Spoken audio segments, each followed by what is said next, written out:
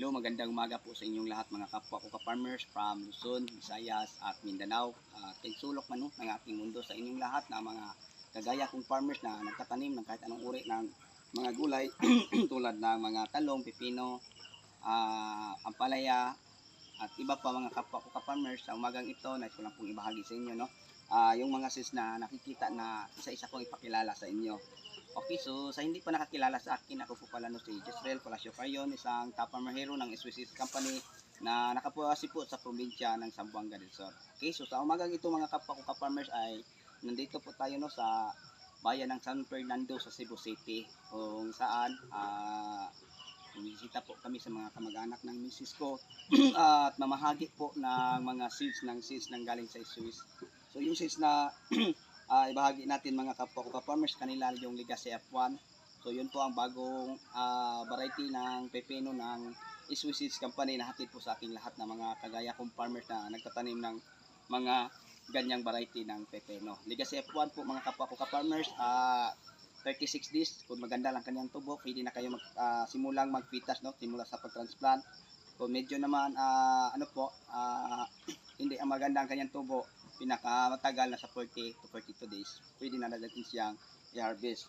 Okay, so yung pangalawang ipakilala ko sa inyo, yung Garnet F1 na kamatis mga kapwa ko ka-farmers. So marami ng mga farmers na naniwala at sumubok na magtanim. So may maganda pong feedback, no? Kasi matibay din siya sa tinatawag nating pamamarako or pangungulot ng talbos, yung Garnet F1.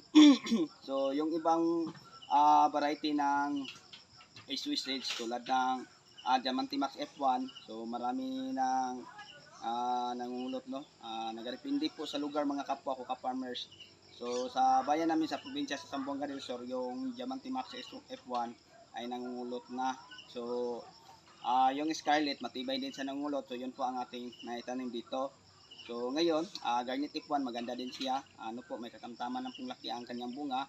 So marami siyang mamunga at tapos matibay din siya sa tinatawag nating pangungulot mga kapwa ko ka-farmers. So yun lang po ang maibahagi ko sa inyo tungkol sa kamatis. So yung pangatlo na ipakilala ko sa inyo, yung super hit mga kapwa ko ka-farmers. Okay, so sa panahon natin ngayon, yung super hit ay diman po siya, no? Kasi dito sa bayan ng San Fernando, Cebu, farm gate dito yung super hit ay nasa 420. So yun po ang kagandahan, no? Farm gate lang 420. So yun po, pag nandyan na sa merkado, aabot po ng 450 to 480 ang na po nila dito.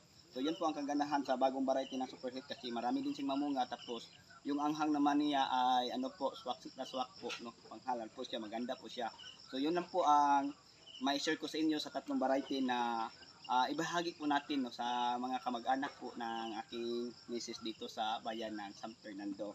Kasi kadalasan tanim na dito mga kapwa ko ka-farmers, kamunggay, kamuti, at saka yung tinatawag nating tangad, ano bang tawag sa English? So yun po, no, mga kapwa ko ka-farmers, ang kadalasan tanim na dito.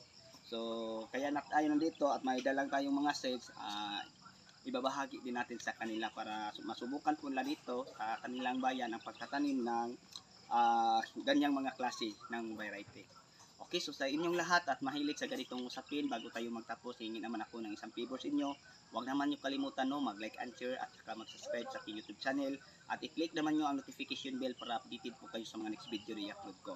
Okay, so bago tayo magtapos, shout out po pala, no, sa lahat nating mga bagong subscriber, no, mga sharer, at sa lahat nating taga-subaybay sa ating YouTube channel. Sa inyong lahat po mga kapwa ko ka-farmers, maraming salamat po. God bless at mabuhay po tayong lahat. Okay, so hanggang dito na lang. Sana may natutunan po kayo. See you next vlog. Bye bye.